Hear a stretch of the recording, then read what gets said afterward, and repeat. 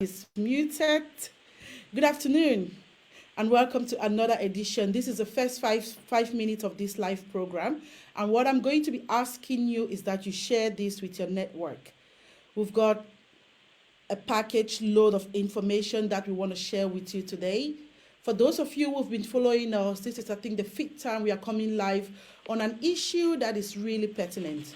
We're talking about accelerating the elimination of female genital mutilation by 2030, and we're talking about our contributions. We're talking about your contributions and what you have to do. What is the part that you want to play to help stop FGM? What is the part that you've played before? In the last few weeks, you've seen lots of speakers from different network, different programs. They've come on, they've shared the passion in what they're doing and how they are working to eliminate FGM. What is the role that you've been playing? We've spoken to advocates. We've heard the challenges that they have on the ground. We've spoken to UNFPA, we've spoken to defenders, we've spoken to so many people who've heard the challenges that they have. One of the key challenges that they have is the fact that efforts are being done at different levels. But it has to take all of us to stop this. FGM has to stop, and we have to play our part. So FabAfriq magazine, in partnership with Defenders, worked on a commission lifestyle magazine with the aim of promoting or raising awareness on the practices of FGM. We looked at the ills, we looked at the survivor stories, we looked at the champion, we looked at the different initiatives that people have brought on the table, that people have done to help stop FGM. It is true that we've come a long way. The way it used to be in the past is not the way it is today. So we've truly come a long way. And we are not stopping at any time, because this is just the beginning of another change process that we're putting in place. These conversations are conversations that we have to keep talking. I want to talk about my guest dynamics for today. I've got three amazing people from different areas, and they all have different experiences, but they all have one goal. The goal to eliminate once and for all the practices of FGM. We've heard about the ills. We've heard about how it's done. We've heard about the pain that most people undergo, or most young girls undergo when they're having this performed on them. This is cruelty.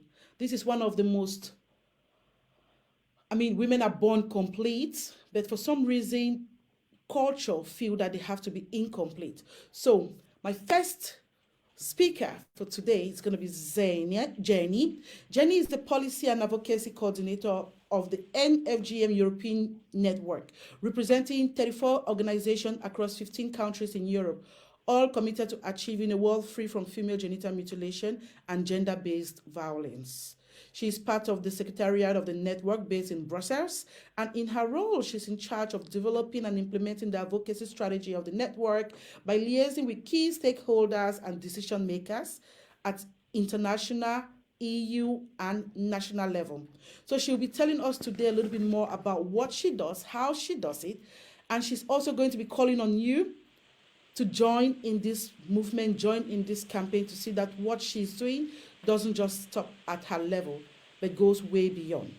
The next is Tony Mwebia, founder, executive director, Men NFGM. I'm so excited when I see men fighting this cause, because sometimes we say it's a woman issue, we're going to leave it for women. No, it's not a women issue. It's a man and a woman issue. So Tony is an award-winning SDG 5 advocate, mainly focusing on ending FGM through grassroots campaign and writing, as well as advocating for sexual and reproductive health and rights. He has over 10 years of experience working with NGOs and government agencies in Kenya. His work is informed by a long history of advocacy for women through conducting community dialogues, sensitizations aimed at changing people's attitude and perceptions towards harmful cultural practices. Wow. My profiles, amazing.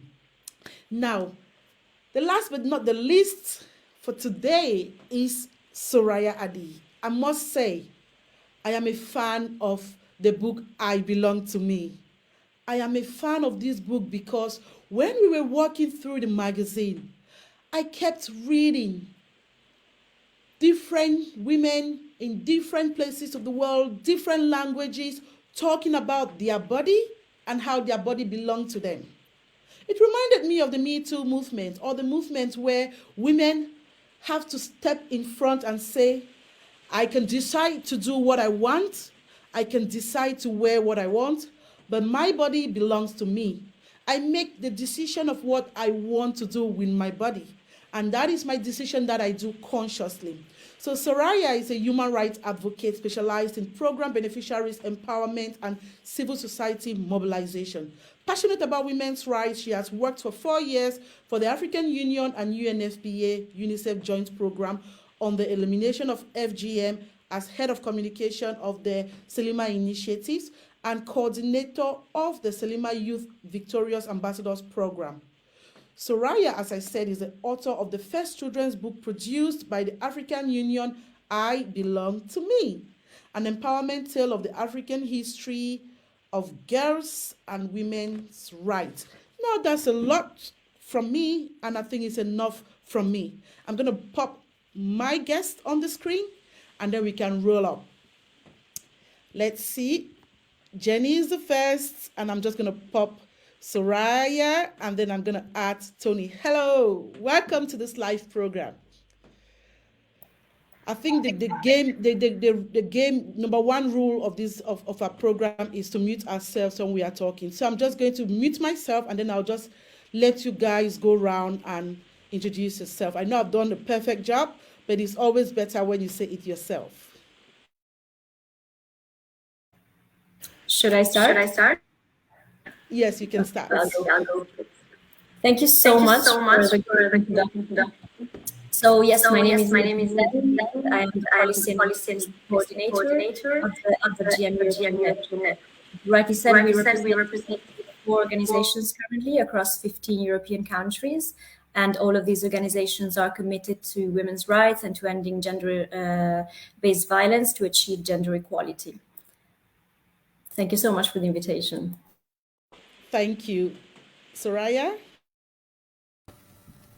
Thank you, Adeline, and thank you so much for your kind words. I'm so happy and so honored that you liked the book, I Belong to Me. It was made exactly, as you said, for women and specifically for African women and girls. So I'm really honored by your words. So as you said, my name is Soraya Addi. I am a digital mobilization specialist for the Office of the Special Representative of the UN Secretary General on Violence Against Children. I'm a human rights advocate, and I used to have the privilege of working for the African Union Commission and the UNFPA UNICEF Joint Program on the elimination of female genital mutilation on the Selima Initiative. Over. I hope my sound is okay because I'm having some trouble with the sound. So my name is Tony Mwebia, and I'm the founder and executive director at Men and FGM Foundation, which is an online and offline campaign in the fight against female genital mutilation. I'm joining this conversation from Brighton in the UK. I just finalized my master's degree in gender and development at IDS. Just awaiting my graduation, having received my dissertation results this week. So yeah, I'm here to have the conversation, and I'm happy to have all of you. We might have interacted with some of you maybe online at some point, and let's have this conversation. Thank you. Thank you so much, Tony. So I just need to say how dynamic our team is. Tony, you're just a few hours away from me. I'm checking in from Rugby, UK, and Soraya is in Paris, and then Xheni is in Brussels. So we're truly just around the same area. So let me start with you, Tony, because obviously you are the one man in here, and I feel I want to. Why is FGM a call for concern? Why do you think it's a call for concern? Let me say that FGM is a concern to everyone in this world, in the sense that it affects many people and a lot of women and girls out there in the society. we have more than 200 million all over the world. And then in Kenya, I can say more than 4 million, according to UNICEF. And then in my community where I come from, more than 31% of women and girls suffer from the consequences of FGM. Remember that once you undergo FGM, you have a lifetime suffering from the consequences as a survivor of FGM. They may be health effects, it can be psychological and many others. So I believe this is also a violation of human rights, and that's why we need to come together as a population to be able to end this practice and convince the community members that they need to come together and see an end to the same. Thank you. Okay, I'm just going to bring you back. Thank you, Tony. So what role does your organization play in the whole, what role has your organization been playing in the whole NFGM campaign? What are some of the key roles you've played so far? So for our organization, we have been training male champions across the country. In Kenya, we have also been engaging different children in and out of school. We have been working with survivors, we are working with elders, we are working with young people in the fight against FGM, stroke C. And what we do also, apart from just the offline campaigns, we also amplify our voices online to ensure that everyone out there knows what we are doing, because we realize that most of the men shy away from speaking about female genital mutilation. And why we amplify the voices of what we do online is to do what we call popular mobilization and tell the men out there in all the societies that it's okay to speak about FGM. When I joined this campaign, it wasn't easy for me, coming from a community whereby it's almost a taboo to speak about FGM as a man. I was really bashed by men from my own society. I remember the first time I went to a radio station, the men were calling in and asking, "Are you okay? What's wrong with you? Why are you speaking about vaginas? You don't have one yourself." And it's that stuff in my community. If you're a circumcised man, you shouldn't meddle into women affairs. But since I've been able to break that ceiling and bring and have the conversation going, when I was finally recognized by the president in 2018 as a national hero, then everyone in the society realized that this guy is doing something important in the fight against FGM. And right now, like a role model, and so many people, young people in my society, look up into me. So I believe this is a conversation that we need to continue. As you said earlier on in the conversation, allow me to say this. It's out of context, but I need to say it. When we say that FGM is a women's issue, I think that's not the right thing to say, in the sense that it's women who cut other women. That's a fact. You all know that. You all know that. There's no man, unless in the case of medicalization of FGM. For the over 10 years that I have worked on ending FGM, I'm yet to see any community in Kenya whereby men partake in the actual cutting of women and girls. So women are the perpetrators of FGM. Again, if we leave it to them, then they will be the investigators of what is happening to their own self. And then if we leave it again to them, then they will be the ones who will be making the judgment on why it's happening. So I believe that this is not a women's issue. It's everyone's business. It's a violation of human rights. And we need to be in this conversation, all of us, as humanity, because it touches on human rights, and it's everyone's business. It's not women's business. Because for us to coexist in this society, and for us to be able to end FGM, we need to work together. Well, thank you so much, Tony. I love the way you put it, and I love the fact that you've mentioned something that that I have a mixed feelings about. You said something about apart or except when there is the medicalization of FGM. Does this mean it is okay for that to happen? Changing the term medicalization. I mean, I'll just throw this in here because you mentioned it. Well, I just say that men are involved in the actual cutting in the cases of medicalized of FGM, and I believe Kenya is ranked either number 2 or 3 in Africa in terms of medicalization of FGM, and it's illegal.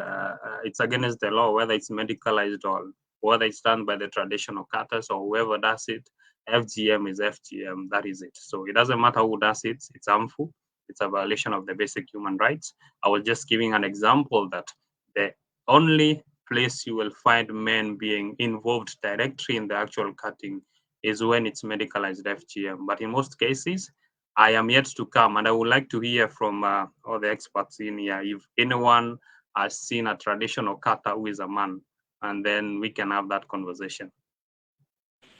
Okay, so that's a conversation for another day because there are no men involved. Let's come to you, Xheni. I assume from your well, I can see from your background and from your bio that you've been involved in a lot of, with a lot of organizations that are truly fighting or that are truly working towards the elimination of FGM. Can you tell us the role that your organization play in this?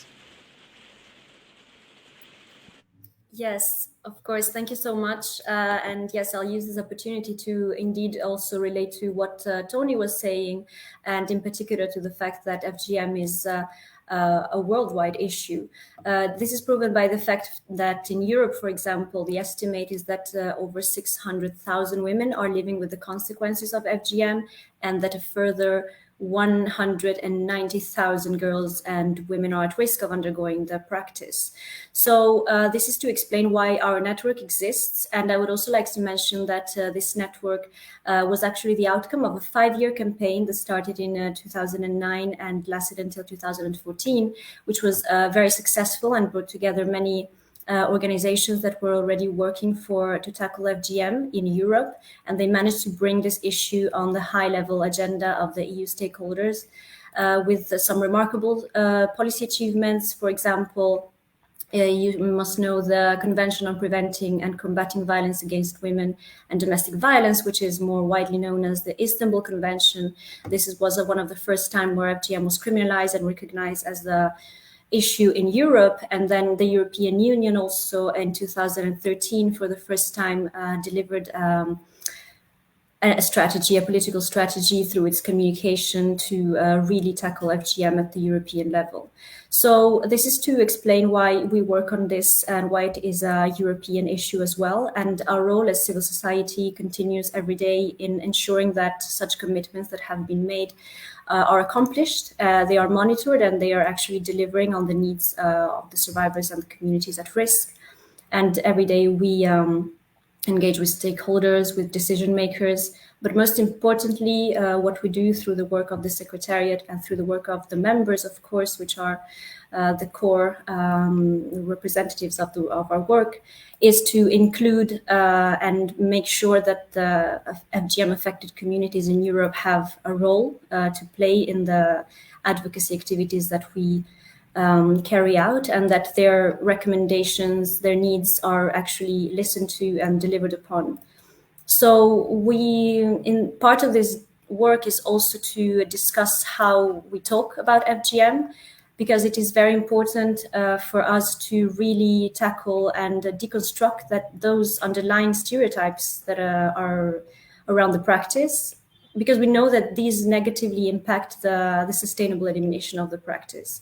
So our work is about also strengthening the voices of activists, about changing the narrative around FGM, and making sure that all of these viewpoints are included in the policy achievements. I would just like to mention that currently there is an important file that is being discussed at the EU level. It is a directive proposal which is based on the Istanbul Convention.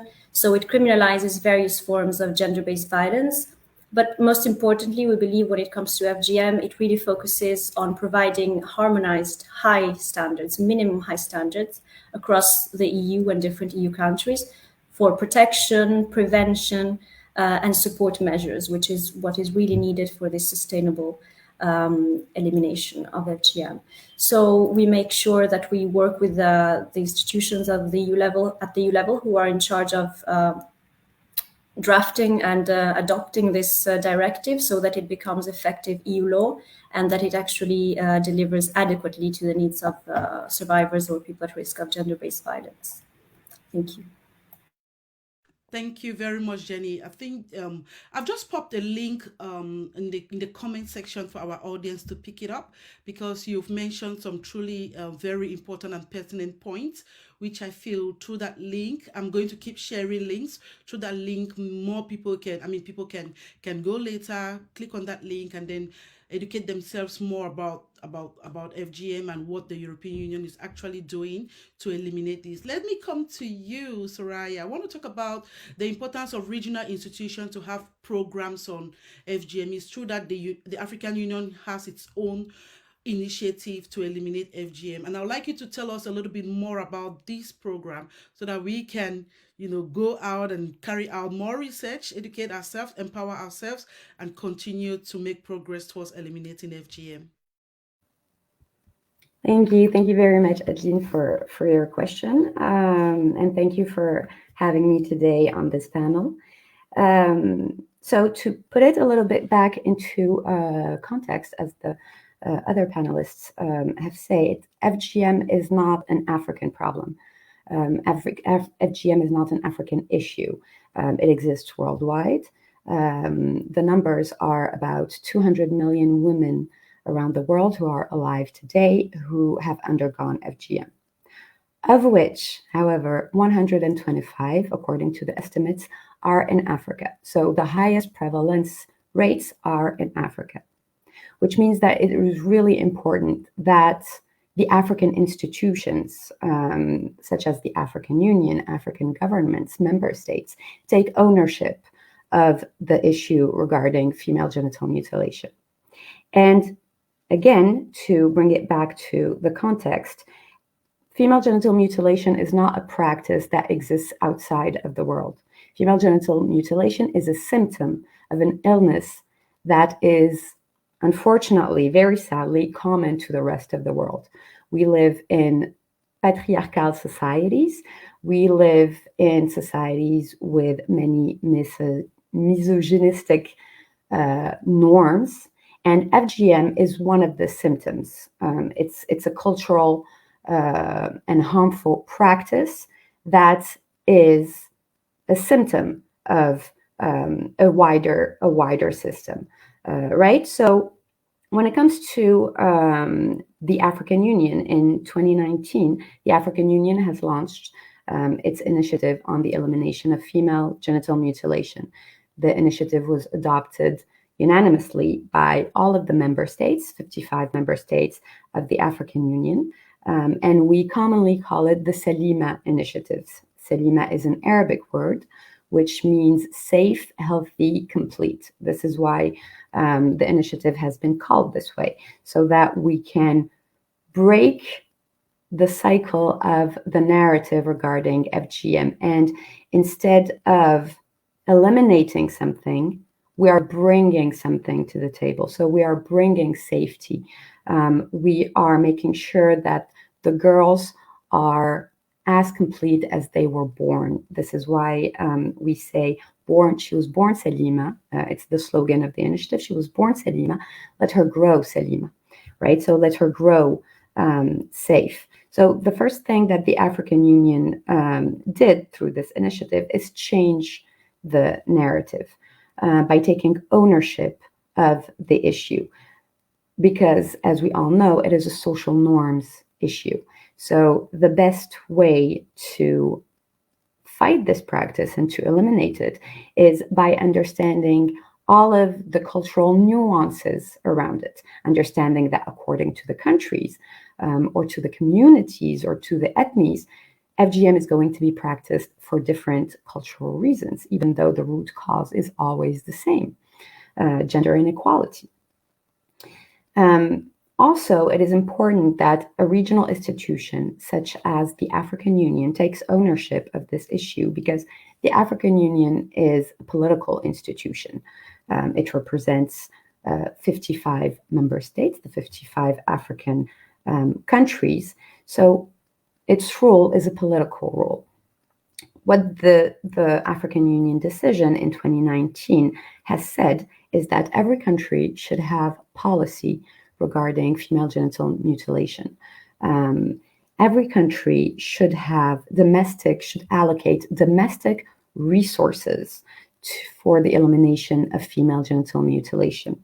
Every country should also facilitate and create its own communication content that is going to be culturally sensitive and appropriate for the country in the different languages that are spoken in the country. And also, one of the most important points is the creation of the accountability framework, which brings together African institutions, but also international institutions. So those institutions are the African Commission on Human and People's Rights, the African Committee of Experts on the Rights and Welfare of the Child.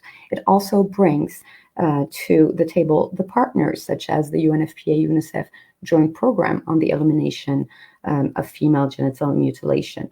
One of the most important partners of the African Union when it comes to the Selima initiative. It also brings to the table the European Union as being one of the donors through the Spotlight initiative. And it brings, and this is very important, civil society organization. It's important that all of the key stakeholders are brought together in one platform so that we can have a cross-sectoral dialogue and cross-sectoral actions for a holistic approach. And that is when it is very important that the African Union has its initiative that exists within a wider and global network of stakeholders working on female genital mutilation. But it's also very important for Africa to take ownership of the different issues. One also of the very important things when it comes to the way the African Union Commission works on its initiatives is that each initiative has a champion that is going to be one of the heads of states so that they can advocate also to their peers, the other heads of states. For the African Union Initiative on the Elimination of FGM, the champion is the president of Burkina Faso. And one of the ways that we see that this championship is very important is that the president of Burkina Faso has led the Africa group at the level of the Human Rights Council, the United Nations Human Rights Council, in 2020. And from there came the resolution that has qualified female genital mutilation as a human rights violation that amounts to torture according to international law, which means that then it's going to open new jurisdictions to make sure that we can eliminate female genital mutilation. It's going to open new streams of funding to make sure that we eliminate female genital mutilation. And that's why it's also very important to be taking into account those regional institutions when it comes to ending any forms of GBV, really. Thank you. Thank you so much, Soraya. Thank you. That's very insightful. But I want you to tell us a little bit the difference between the part played by the Selima Youth Victorious Ambassadors Program. What is the role that it plays in ending this? Because you've talked about the AU in the global context and its own initiatives. What about that specific one? Why is it important for us to have a Victorious Ambassadors Program? Thank you, Adeline. So the Selima Youth Victorious Ambassadors Program is the first ever in the world survivors-led platform that exists at political level on ending GBV. It works on FGM, but really for any form of gender-based violence. The Selima Youth Victorious Ambassadors is this innovation by the African Union Commission. And it comes from a point of discomfort. The first times that I attended conferences on gender-based violence, we could see that survivors were placed in a box of victims. Survivors were attending and participating in these global, regional, national platforms to tell their story and to relive their trauma. And so we could see that there was also for them psychological and mental consequences in being put into this box. You know, the problem also of glorification of survivors of sexual violence. I am a survivor of sexual violence myself, and I know that I have struggled for a very long time with this narrative of the glorification of the survivor, of being put in this box where you are the victim and you have to relive this very limiting role of yours of you're never good enough, because this glorification is completely false and unattainable. So there's something that is really destructing and with which I felt very uncomfortable when I would attend those events. So when I started working on the Selima initiative, we had this idea that we needed to bring civil society, we needed to bring activists in, and we wanted to create a shift, because those survivors that we would see at those international platforms, when you would talk to them, they were activists and doing amazing work at the grassroots level. But then when put at the political level, at the decision-making table, they were presented as victims and put in that box. So we needed to break that box and to shatter that glass ceiling. And so it's talking about it with Commissioner Al-Fadil, who was the former commissioner for the African Union for the Department of Health, Humanitarian Affairs, and Social Development, who is the one who has pushed for the Selima initiative to exist and for the African Union Commission to take ownership of the issue of female genital mutilation. Also talking about it with Aya Shibi, the former youth envoy for the African Union Commission, and also the coordinator of the UNFPA-UNICEF joint program for the elimination of female genital mutilation. All of them women, all of them African women, right? Again, the idea of taking ownership. We have seen that there was a need for a shift, a complete shift in the way that we interact with survivors when it comes to ending FGM, in the way that we interact with beneficiaries and with activists. How can we create programs toward the elimination of FGM that are going to be empowering those activists, those beneficiaries along the way? So that is when we decided to create this platform. There was a call for application, and we have received over 2,000 applications from all over the continent. So now the Selima Youth Victorious Ambassadors are 6 young women, activists, FGM survivors who know the grassroots level. That's what we needed. We needed young women who knew the grassroots level, who came from different regions so that they had different cultural approaches and different, so that it would enrich the group. Because there is something about FGM that is completely different from the other forms of gender-based violence. In any form of gender-based violence, survivors, victims or survivors, wherever they are on their healing path, know that we are entitled to our anger, we're entitled to our grief, we're entitled to our sadness. When it comes to female genital mutilation, when it comes to child marriage, harmful practices, survivors are not entitled to that, because all of society tells them that it is normal and that it's a good thing for them, that it's being done for them for their own good, right? So the feeling of inadequacy adds to the trauma. How do you get out of that? So we really needed to empower survivors. We needed survivors to see young women at the political level in which they would be able to recognize themselves and say, I have the right, actually, to want to fight this thing that happened to me.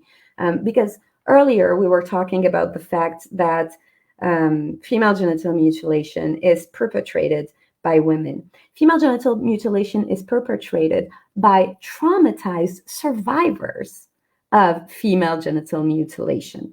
So that is something that we really need to be looking at. The mental health consequences of female genital mutilation. Also, like any other form of GBV, female genital mutilation, the perpetrator is different from the oppressing system. Female genital mutilation is a survival mechanism in a society that says that the role of women has to be limited to marriage. And with the understanding, with the definition of marriage, that it is a woman who will be serving a man, right? That a woman is under the man. So, in that sense, female genital mutilation in most cultures is done to make sure that women can find a husband, because that is the way for them to survive economically. That is the way for them to survive in a world that is violent, in societies that are economically and politically unstable. That is the way for them to gain safety. So it is a survival mechanism. It's too simplistic and untrue to say that because it is perpetrated by women or because it is done by women, then it means that it has nothing to do with sexism and misogyny. That is not true. So just to put it back into that context, and to answer that comment. So what happened with the Selima Youth Victorious Ambassadors is that now they are leading the discussion at the level of the African Union Commission. They are creating that link between the grassroots level and the political level to make sure that we have an alignment. That alignment is absolutely crucial if we want to make sure that we make a change. We need policies at the political level. We need funding at the political level. We need the judiciary system at government level. We need also the grassroots to understand what is happening at the political level. We need the grassroots level to take ownership of this issue and to understand why we need to change this. So we opened a two-ways communication when we have created this platform. And also, and I'll finish with this, every year on the 6th of February for the International Day of Zero Tolerance for FGM, the Selima Youth Victorious Ambassadors invite around the table of what we call the accountability platform, the African Commission on Human and People's Rights, the African Committee of Experts on the Rights and Welfare of the Child, the donors such as the European Union, the partners such as the United Nations, the Spotlight Initiative. They bring in civil society organizations and they ask them, where are we? What has been done? What needs to be done? How can we work better together? And this is a yearly platform that is organized and brilliantly led by them, because they are the most legitimate to ask this question. And it is very, very important that young women, survivors, and activists be at the forefront of this discussion. Of course, men are important in this discussion as allies. Men need to open platforms. Men need to be aware of all of this. But it is important for women to take rights and to grant them to other women. It is important for women to take the safety and to take the bodily autonomy and integrity and to give it to other women. That way, whatever happens, whatever instability, political, economic, no one can take it from us, because we know that in our countries, unfortunately, each time that something happens at political, economic level, women's rights are the first ones that are in danger.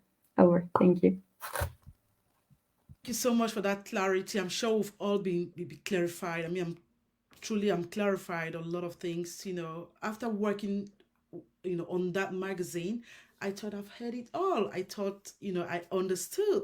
But the way you say it, the simplest way you've put it, that I'm sure everybody who is watching now or those who watch later will truly be able to identify and share some of their own feelings towards what you've just said. Thank you so much, Soraya. That said, I want to come to you, Xheni. I want you to tell me about the European Union and some of the successful initiatives that 34 countries, right?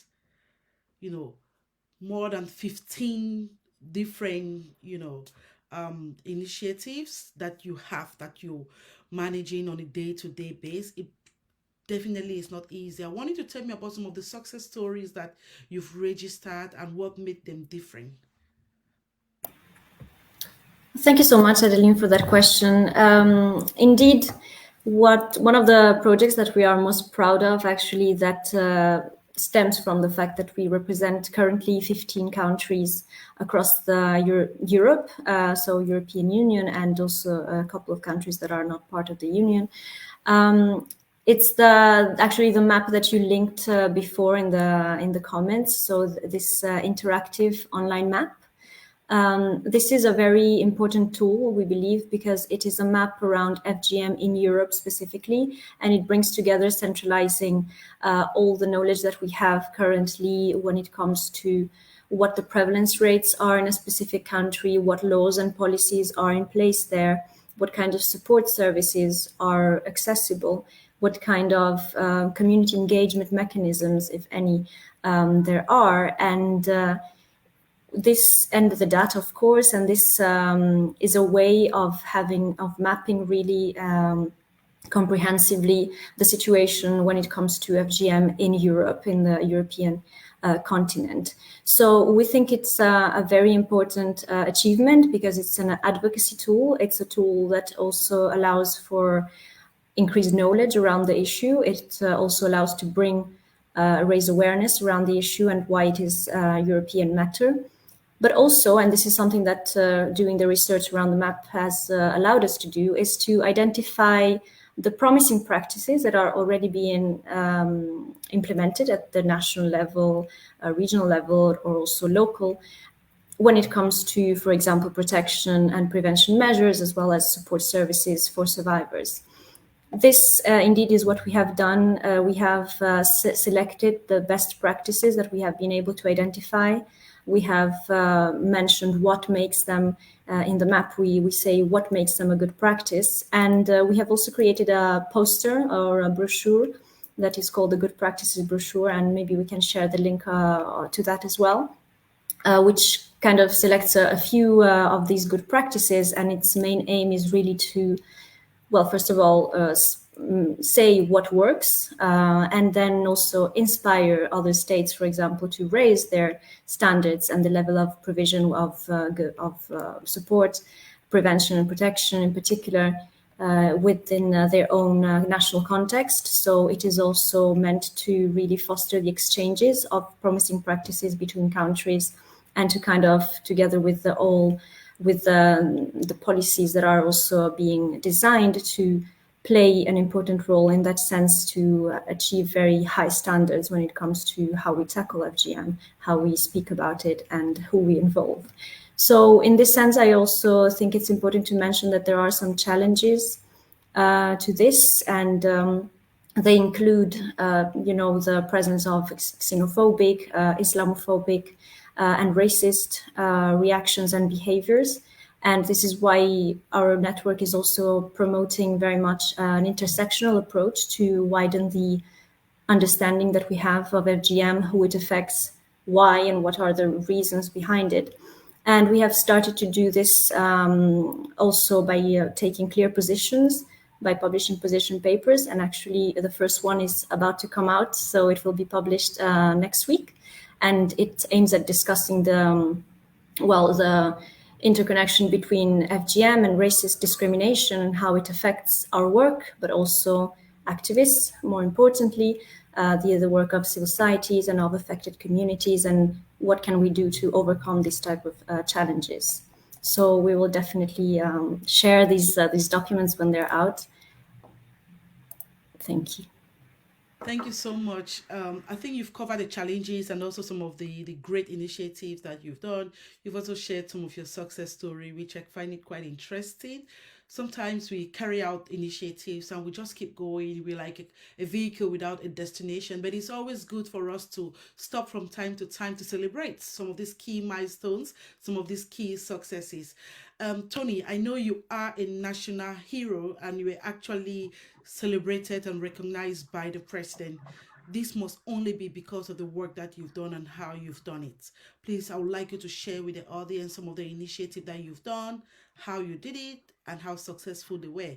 Please do also share some of the challenges that you had putting this in place, and so that we can, get into some of the things that you do. Well, thank you so much. I hope my sound is okay. So before sharing, I would like first of all to make a few comments on what my very learned friend and yes, Soraya said about a few things in our presentation. She said that, FGM is done by traumatized women. So yes, I agree with that, and I have big respect for survivors of FGM, and I really work with many of them, not only in Kenya but also outside Kenya. But I would like to ask a few to say this, not a question, but just to have a reflect on this. For example, we have a country called Somali, or I think it's Guinea-Bissau or Conakry, one of them, which have 99.99% of survivors of FGM. So if FGM is done by traumatized women, and she said that the society tells them FGM is okay, so they're traumatized, and that's why they want to conform. So if 99% of the women are survivors of FGM in those countries, who are these society? Who are these people who are telling them to do FGM? Is it not the men? So what do we do to make sure that we bring the men in this conversation? Allow me to say that without fear of contradiction or any favor, let me say that if today men woke up in my society and said that we will not marry girls who undergo FGM, tomorrow there will be no FGM. That's a fact. But being an activist against FGM stroke C, and having and bearing in mind that we are not supposed to victimize what we call double victimization of the survivors of FGM, then we do not encourage men to wake up and say that. We just tell them we need to understand that most of these women and girls, by the time that they underwent FGM, they had no idea of what it was all about, because there's no one understanding the effects of FGM and the consequences, and being under duress who will agree to undergo FGM, knowing that they're going to have a lifetime of suffering from this practice. So we do not encourage men to do that. But we need to have the men on board. That's a fact. I also encourage AU to find it in themselves also to see how they can be able to have men in this conversation. Yes, I know Bonsarema is doing well. They have the survivors. The survivors' voices are being taken up. We need also to have men, young men in that conversation. We need to see how we can have the men out there from the different societies who can be able to speak up and tell the other young men that it's okay to speak about FGM. It's okay for them. It doesn't make you a lesser man when you speak about FGM. That's what we need to do by having men on board at the AU level. Also, another thing, when we say that we need to have men as allies in the fight against FGM, we need to understand that a poor ally is a dangerous ally. So when we are distributing the resources and every now and then, as an organization, and I know many male activists out there who sorry, I'm being told my audio is not best right now. So I don't know, is my audio, I don't know. Okay, much better. So I'm saying that having heard that we need to be allies on ending FGM, I would like to ask who wants to have an ally with poor? Because every time we are forced for funding and resources, most of the people will say we want women-led organizations, which is okay. It is their issue. FGM affects them. We know men have a lot of resources at different levels. Is my audio okay? I need a signal. It's fluctuating a bit, but we're hearing more than we're not hearing, so that's fine to go. Are you hearing hearing my my word? word? We are hearing more than we are not hearing. So from time to time, there's a slip, but it's okay. So your audio is fine. Okay. Okay. Yeah, It's better than what I've yeah. seen in the past, so that's good. Okay. I'm saying that we do not need to have poor allies in the fight against FGM. We do not fund men organizations out there who are trying to be allies in this conversation, then we will not go anywhere because it's not possible to have allies who are poor. You don't want to have an ally. That's why you see, even when it comes to war, you don't go to look for a country that doesn't have the power in terms of you cannot.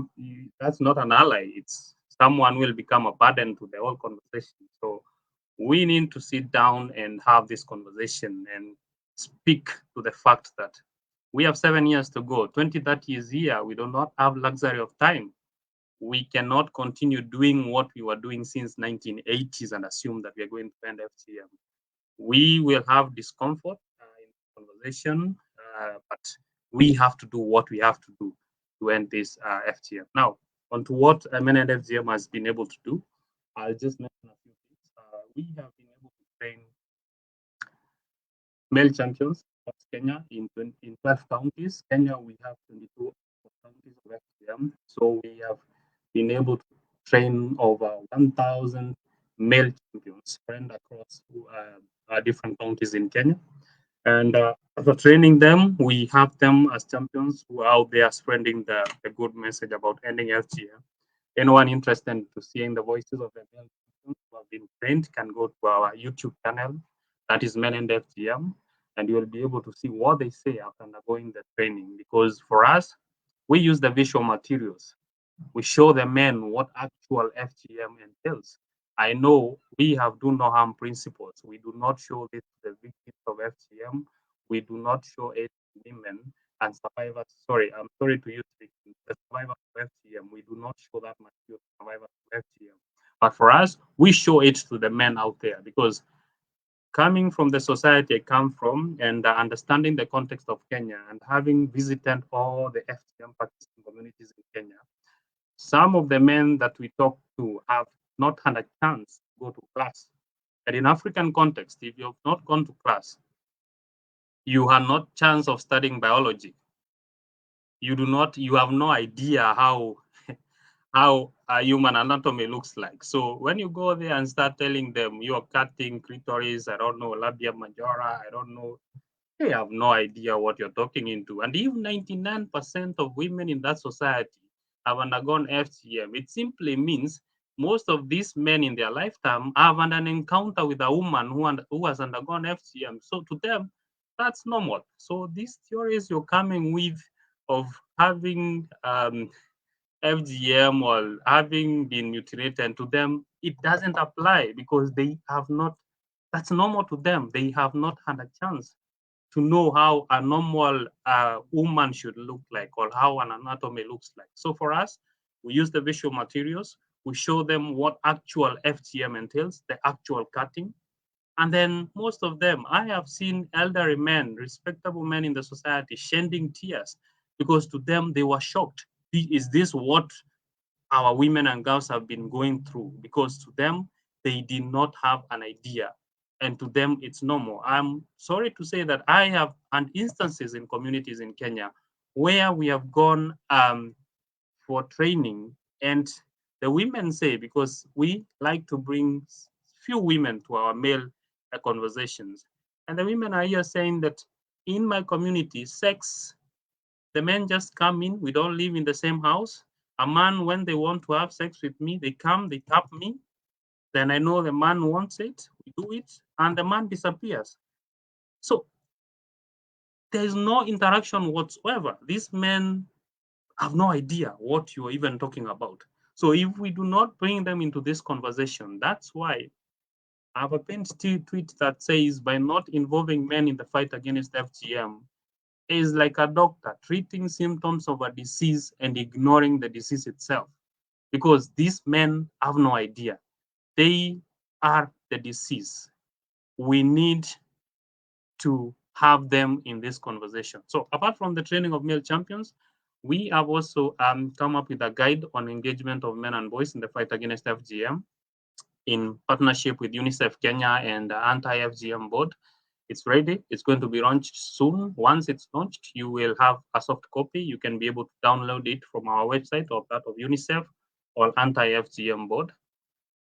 We have also launched a campus dialogue tour that is called #Tubonge whereby we are engaging young people at the university level, not only men, but everyone at the university level. We are going to do events in all counties in Kenya, more than 46 universities in Kenya. We are doing our second event in the coming year. This is not only on FGM. We are looking at the intersectionality between FGM and other issues. So we are talking about mental health. We are talking about FGM. We are talking about HIV. We are talking issues around SRHR. We are talking about youth empowerment in the same package.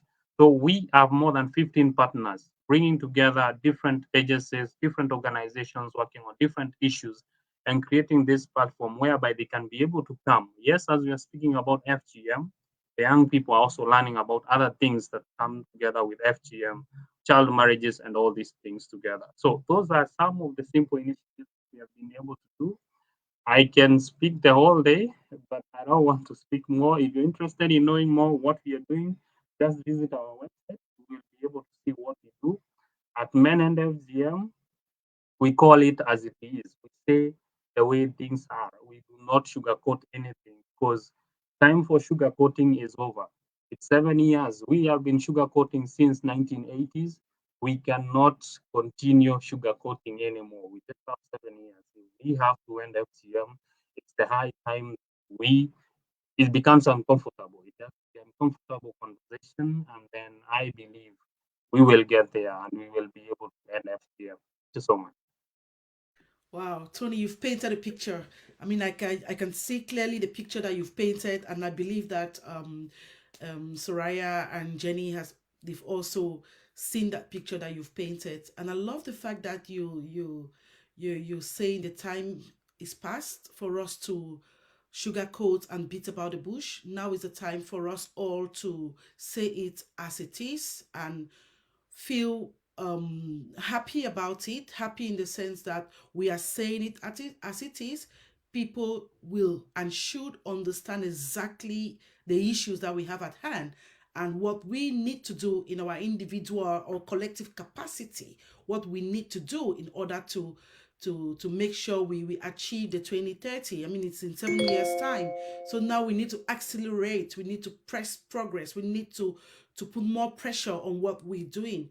I love the fact that your organization is connecting to schools and universities and try to engage these young people. This will bring me to the I Belong to Me book that was published by the African Union. And Soraya, why was it important for the AU to publish this book at that time? Thank you, Adeline. I Belong to Me is,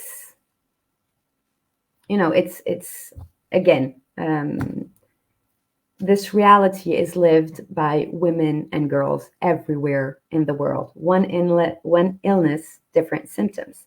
And I think that the message, I Belong to Me, is something that echoes with every woman and every girl around the world, because we are not taught that our bodies belong to us. That is not the social norms anywhere in the world. So we really wanted to address girls. A big aspect of eliminating FGM is creating a shift when it comes to social norms. And this shift needs to be created with the publics who we are addressing today, who are making decisions today, but also the publics who will be making the decision in the future for their own children. So we need to speak with community leaders, religious leaders. We need to speak with decision makers. We need to speak with mothers, we need to speak with doctors, and we need to speak with young people and children. And with this book, we really wanted to address girls. We wanted for the protagonist of the book to be a girl, an African girl. This book is really about a celebration, the celebration of the African history of girls and women's rights, because culturally or historically, we tend to think that those concepts come from outside of our continent, when actually they are very much embedded in our history and in our culture. And we have forgotten about them during colonization, because that period of colonization, us as a continent, us as an African people as a whole, we did not belong to ourselves anymore. And in that hierarchy, women belonged even less to themselves. And this is something common to all of the African countries, and a lot of other countries also post-colonization, is that for us, culture is something that we belong to. Culture is something that we need to make sure that we fit in, to be accepted and to be a good community member, or to be a good citizen, right? We don't see culture as something that belongs to us and that is supposed to correspond to our needs and to our nature.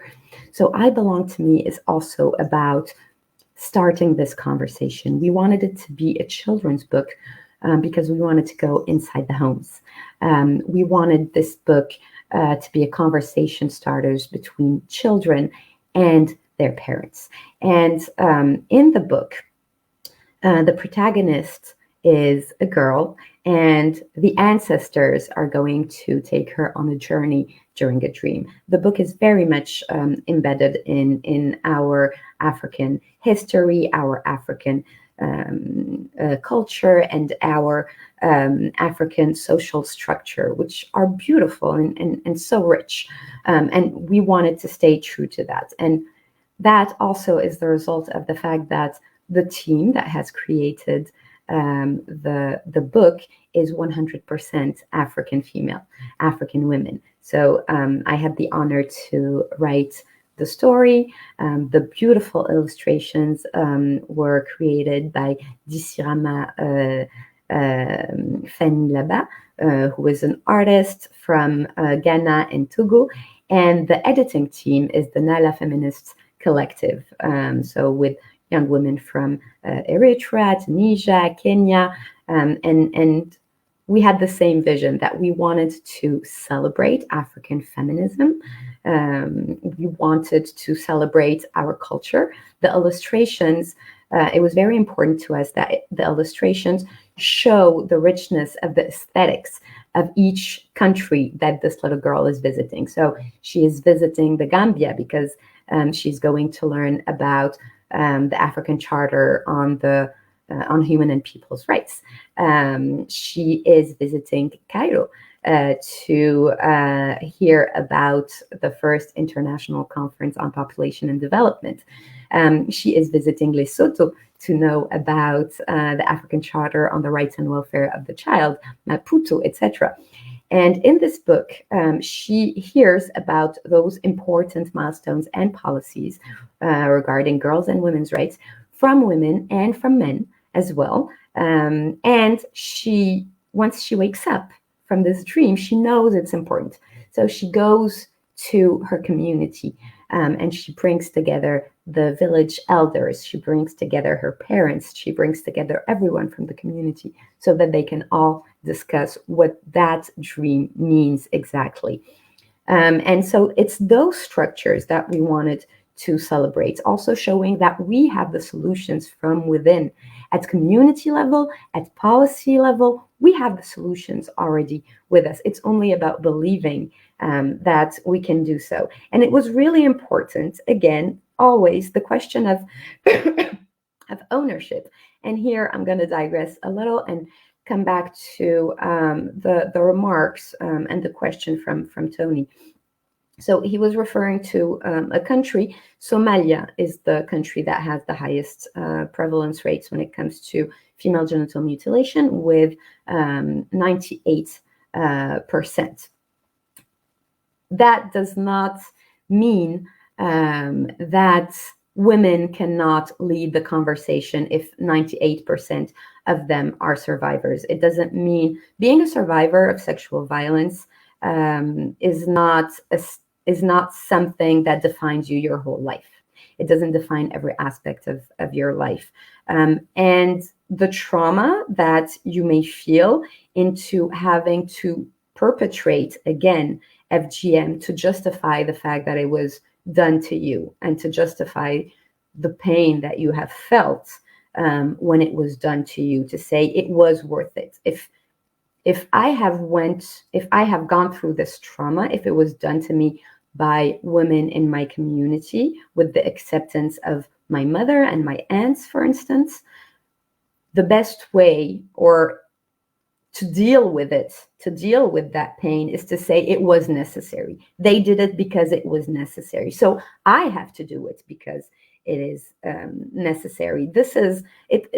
We're talking about human psychology here, so we have to be nuanced. There's no simplistic way to deal with sexual trauma. There's no simplistic way. There's no simple solution to deal with such a situation.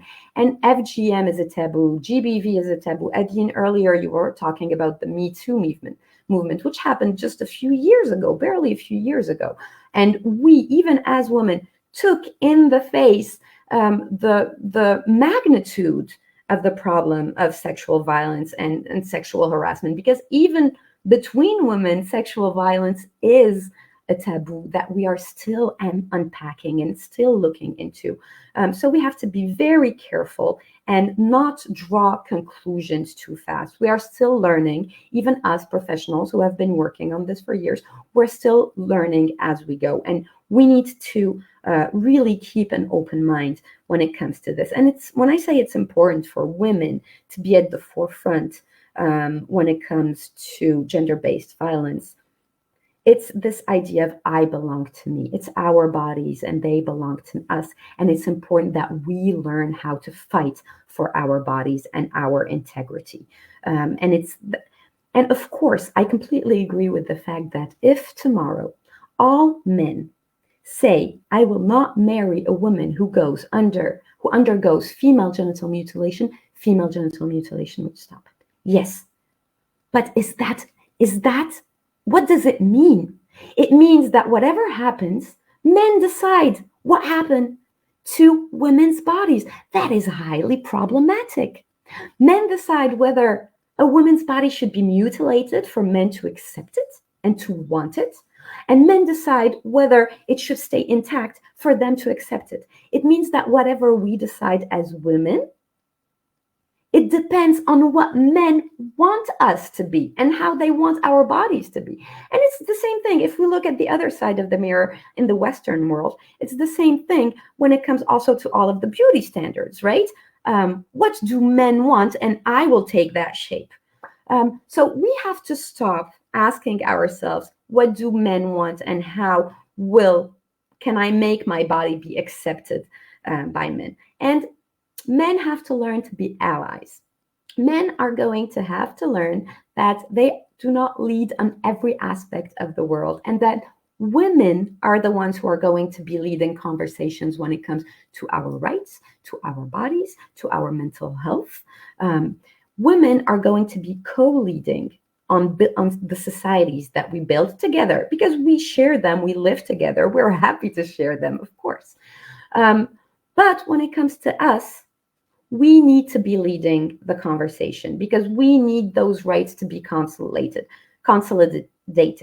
When we look in history, our rights are always going back and coming, and then going back. We see what happened in the United States just a few months ago when it comes to the issue of abortion, to the rights of abortion. Our rights are fragile. So we need to solidify women in their bodies, the rights of women in their bodies. And on this issue, We need to teach men to be allies. And it's okay to accept to be allies and not to be at the forefront.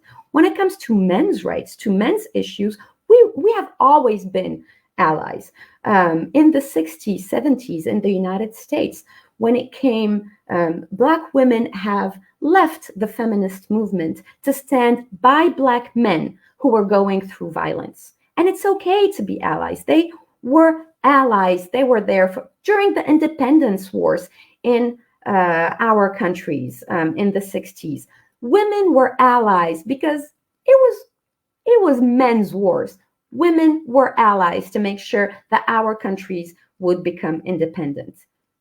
Now, when it comes to our rights, when it comes to our bodies, we have the right to determine also how we want men to support us.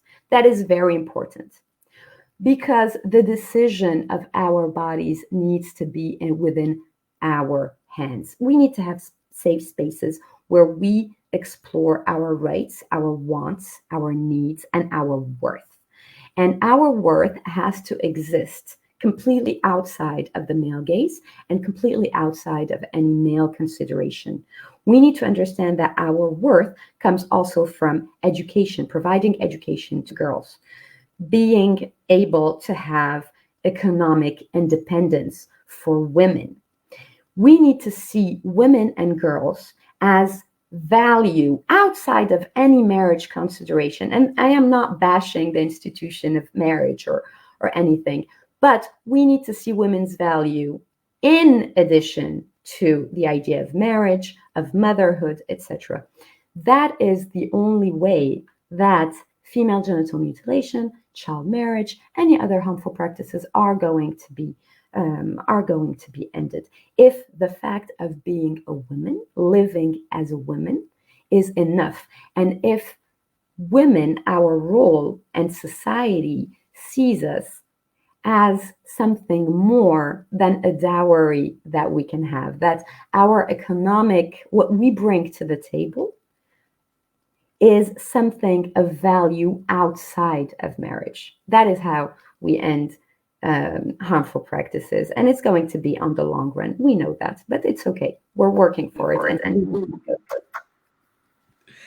Wow, thank you so much. I've consumed so much, and the more you talk, the more I think about our situations as women, and think about the parts, the role that men play, in most of the key decisions that happens to us. I mean, Jenny, I think your team is doing an amazing job, Jenny, because this is an aside, but I want to bring it in the conversation because Soraya, you mentioned the education that we need to give to men as well as women. There's a little incident that happened a few weeks ago. My kids were returning from Paris. They were off to Paris for holidays and they were coming back unaccompanied. And the UK border, my daughter was being interrogated about FGM. So the custom officer or the immigration officer was asking her if if she went away to be, to do female genital mutilation. So my son stood there next to my daughter, and what he told me was like, one, that immigration officer was asking my sister some stupid questions. So to him, he didn't process it like that, purely because he didn't know about it. We educate maybe the girl child, and Tony, you will agree that we fail or we forget to educate the male child. And as Soraya said, we need to let men understand that they are our friends in this. They should not determine what they want in a woman, complete or incomplete. We should be the one to say, this is who I am, this is how I'm going to remain. I don't need to go through whatever because I want a man to find me more valuable. So based on this immigrations encounter with my daughter, I'm gonna come to you, Jenny, and I want to ask. I know, Tony, you've mentioned it briefly about the medicalization of FGM. I don't know if it's been practiced in Europe. Jenny might be able to tell us, but why do we downplay this, Jenny? Do you think this is an issue that is going to rise? If we have to meet 2030, What is it that we need to do? Maybe that question was being asked to my daughter because it is being done somewhere in Europe. I don't know. So if you can enlighten us on this, then that would be amazing. Thank you so much. And indeed, it's a very important question. I would just like to react briefly on what was said in terms of, the importance of that men the role that men have to play in this, in the fight against FGM, in the elimination of the practice. This is a very important role that we recognize, and we try to involve, for example, in the ambassadors program that we have, and the youth ambassadors, also young men who are really committed to the practice. And something about, the saying, we will not marry.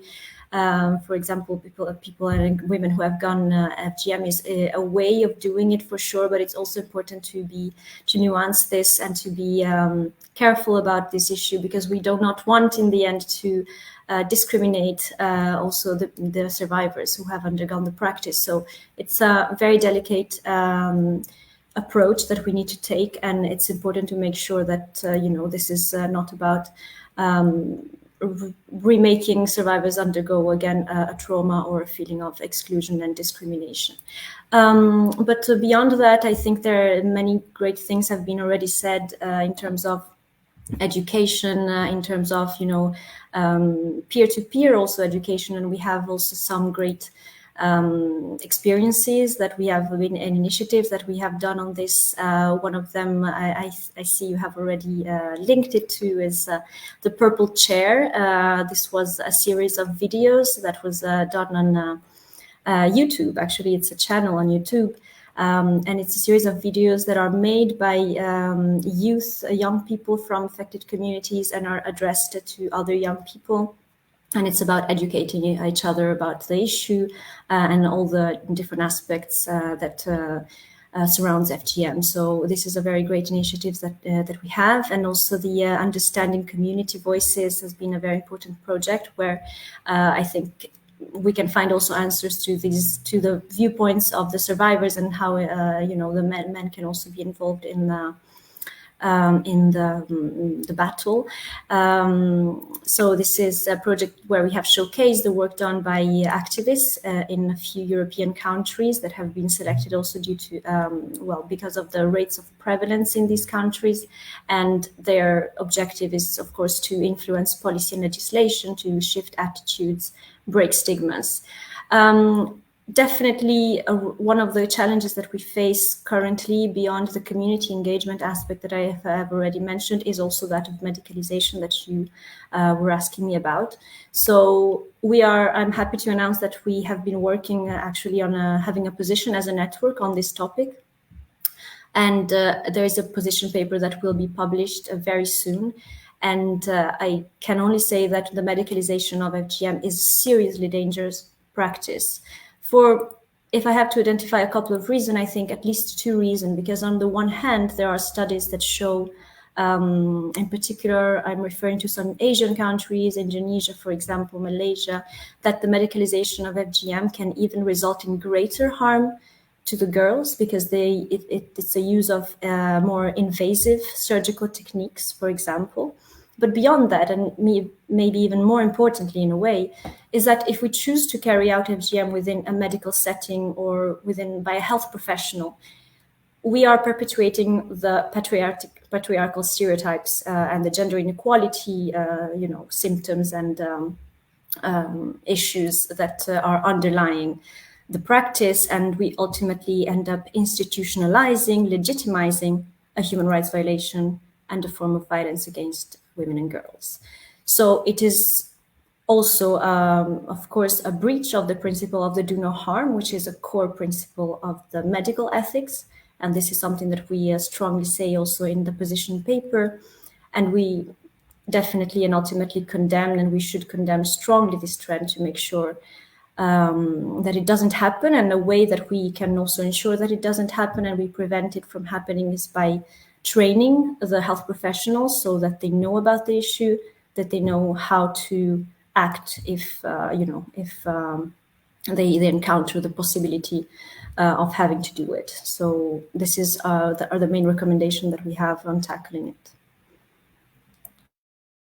Thank you so much, guys. We've got 10 more minutes to go, and I feel today has been we've had a very nice conversation. The flow was really great, and a lot of intelligent things have been said today. I mean, for once, I want to tell you I'm privileged, to be hosting this today, because I've been educated, I've been inspired, I've been empowered, and I'm not going to relent my effort in what I'm doing. I'm going to keep using opportunities, my platform, to help your agenda, to help drive the change that you're looking at. Wherever there is anything that any of you feel I can do for you, please do let me know, and I will do that without any question. Morning, afternoon, evening, night, I am readily available. So let's get your words, final words to the audience. I'm just while you're speaking, I'm going to be sharing some of the comments that we've had in today, and if there's anything that someone wants to pick in, then that's fine. So I'll start with you, Tony. So what's the take-home message? Thank you so Thank you much so much for having for me having me and and for being in this being in this conversation. conversation. I don't know, I don't I'm know, I'm hearing an hearing an echo. echo. Oh, I forgot. Okay, yeah. So thank you so much for this conversation. I will say a few things. That one, there's academics and there is real work of ending FGM. That's what I will say.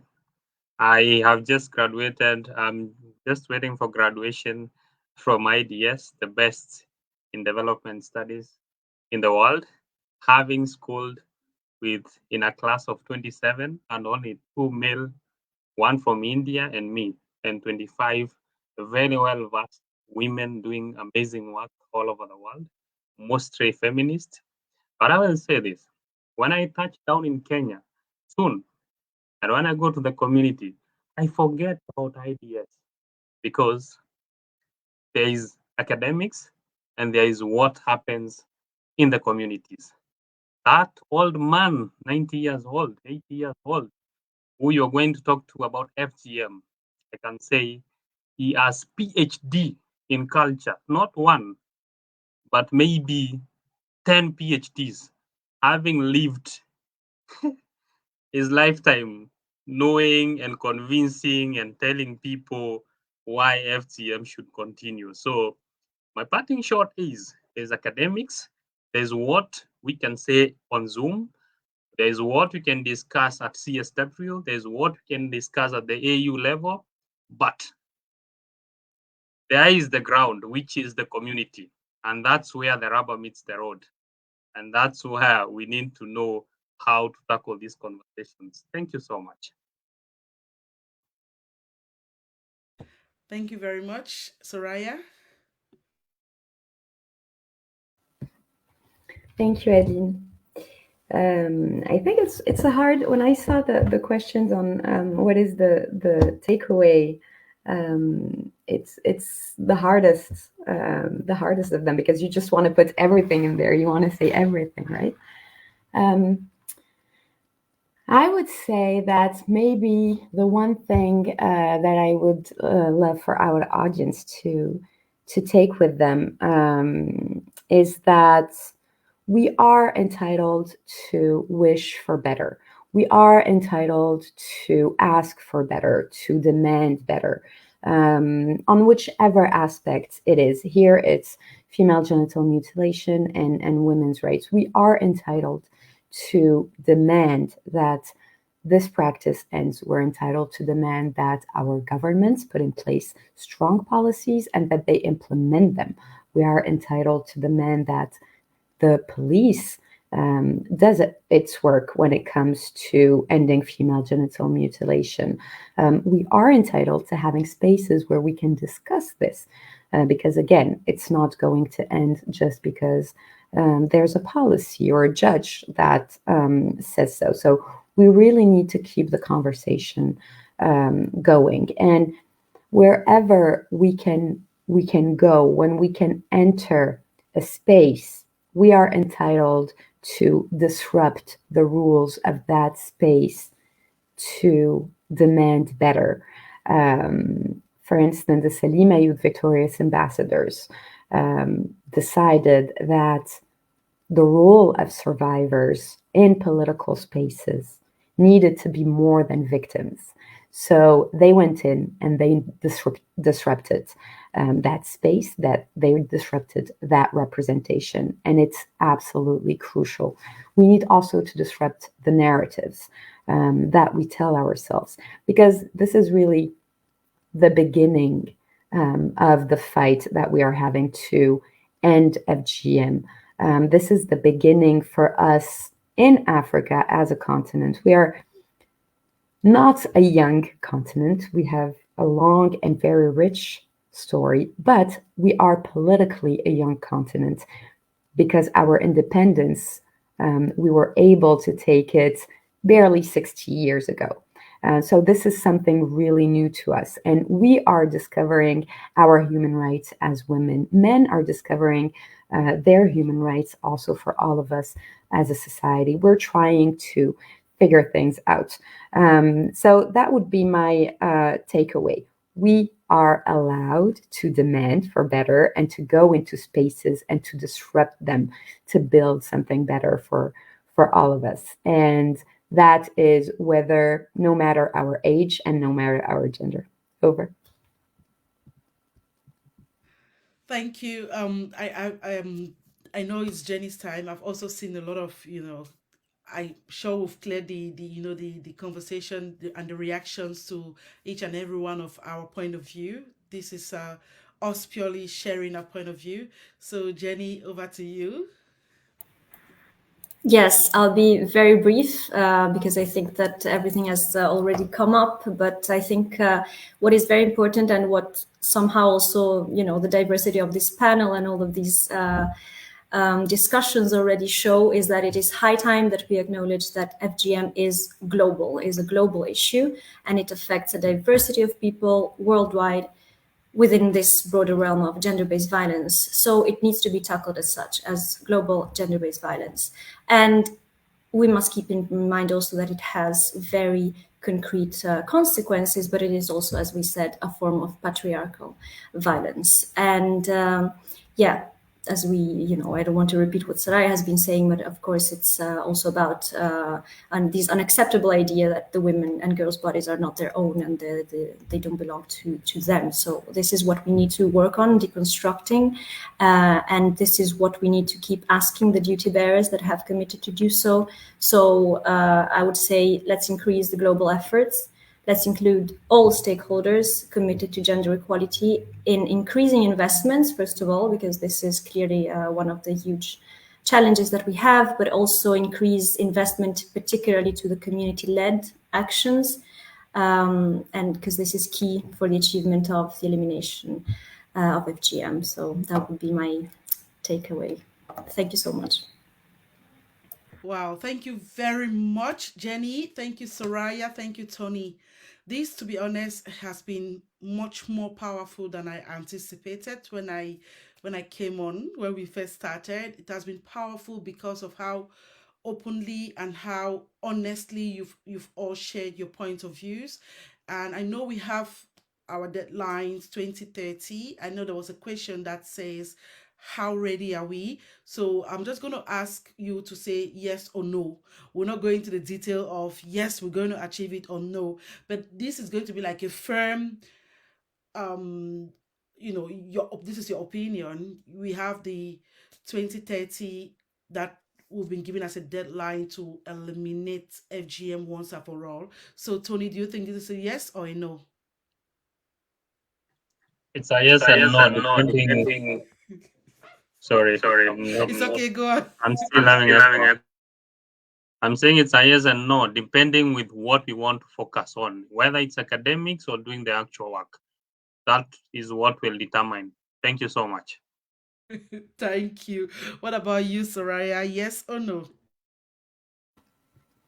Adeline, I would love to say yes. Unfortunately, and it's the case also for many other goals that we have. We have set up the Agenda 2030 of the United Nations, and we know that we are not going to be able to attain them. But But the idea of having this date that comes in 7 years is really important because it allows us to accelerate, as the title of this panel is, to accelerate action, to accelerate investment, to accelerate collaboration and cooperation. So that is an important date. And if we are able to make sure that FGM becomes, the elimination of FGM becomes a mainstream conversation, and that women's rights becomes a cross-cutting issue and not only a niche issue, then we will have said that the 2030 deadline will have been a success, because we know that after that, within 20 years,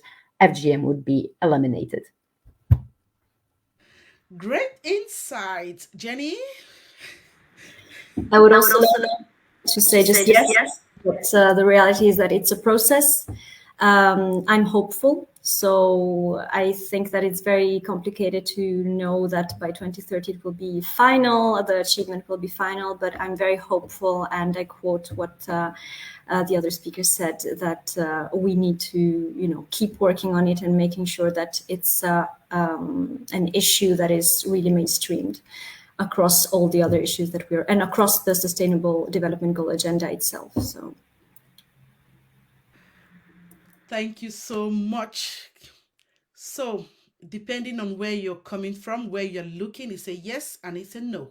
If you want to take it from an academia perspective, there's a lot of work you have to do. If you have to actually go on the field, there is a lot of work you have to do.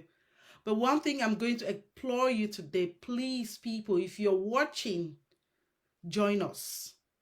Join the campaign. The more people come in, the more we are getting closer to achieving our objectives. So the only thing, my take-home message is that we all should be activists. We need more men to join Tony, because we do all these things for the men. But if you accept a woman who've gone through that, then you are not solving the problem. You are part of the problem. So let's spread the words and let's say no to FGM. It's been another very, very empowering session, and I want to thank the guests for today. I want to thank Xheni, I want to thank Soraya and Tony, and I'll be seeing you guys again another time. Thank you. I want to thank everybody who've watched, followed, who've shared. I've seen people from Kenya, Cameroon, Nigeria. Thank you, thank you, thank you. It's always a pleasure. And as I know, this conversation is going to continue. So and thank you for bringing and curating this. Thank you very much. Thank you very much. thank you so much. Thank you. Thank you, Tony. Bye. Bye.